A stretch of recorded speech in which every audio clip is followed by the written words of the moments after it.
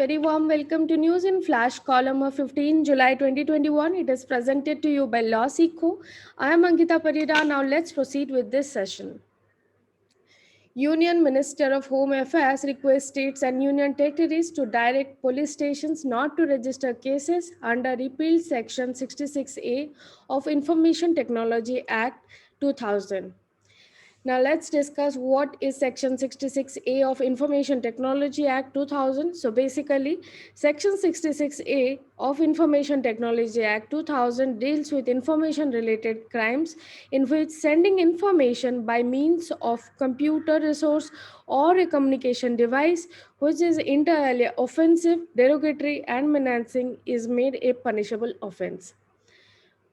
So, the union minister has asked the state and union territories to sensitize the law enforcement agencies for the compliance of the order issued by the Supreme Court on 24th March 2015, as the Supreme Court in its judgment on 24th March 2050 in the matters of Share Singhal versus Union of India had struck down 66A, Section 66A of Information Technology Act 2000.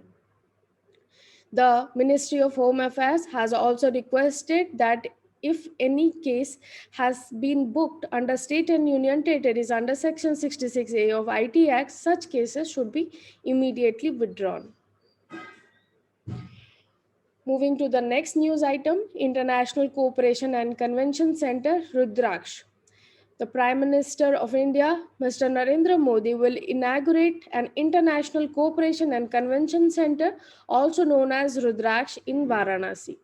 The objective of the project is to provide opportunities for social and cultural interaction between people at the International Convention Center.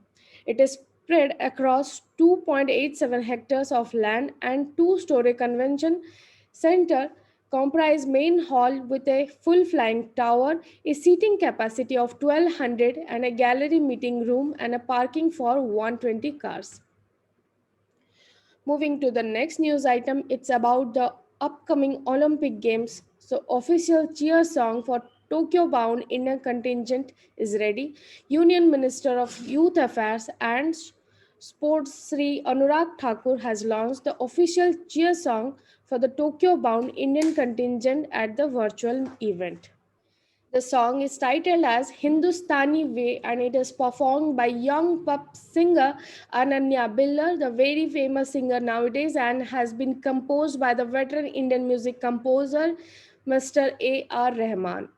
Earlier, Prime Minister had initiated hashtag Cheer for India campaign for our Tokyo bound athletes for the upcoming Olympics Games. Moving to the next news item, Piyush Goyal appointed as leader of House in Rajya Sabha. The Union Minister and senior BJP leader Piyush Goyal on Tuesday has been appointed as the leader of the House in the Rajya Sabha, filling the vacancy left by Thawar Chand Gehlot, who is now the governor of Karnataka. Piyush Goyal, who is a Rajya Sabha member from Maharashtra, is also in charge of several ministries, including and commerce and industry, consumer affairs, food and public distribution, textiles, and also he has been deputy leader of the Rajya Sabha when Gehlot was the leader of the House. So basically, the leader of the House of Rajya Sabha generally appointed from the majority party and one of the leaders of the majority party. Moving to the next news item, United Arab Emirates UAE inaugurates embassy in Israel in downtown Tel Aviv. The United Arab Emirates has formally opened its embassy in Israel, inaugurating its diplomatic offices in Tel Aviv less than a year after two countries have announced they would establish open relationships. Israel and UAE formally established diplomatic relationships last year after decades of clandestine ties. The two countries have signed US brokered normalization agreement on the White House lawn in September and a flurry of bilateral economic and cooperation deals in months since. The most uh, the countries have maintained embassies in Tel Aviv because of Jerusalem disputed status. As we know, there is a huge, and it is the biggest conflicted area, that is Jerusalem, in the Arab land. And the US has moved its embassy to Jerusalem in 2018, and based on it, a handful of countries have followed the suit of moving their embassies to the Tel Aviv city, which is not yet declared as the capital, but it is one of the major administrative center of Israel. Moving to the next positive news of the day, 147 women officers granted permanent commission.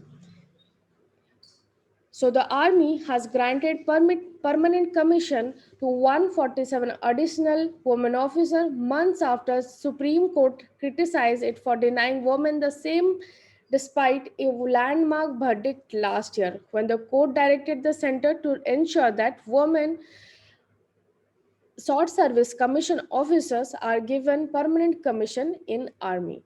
The Supreme Court on March 25 has said the Army evaluation criteria for granting permanent commission to women short service commission officers systematically discriminated against them, and it is very true.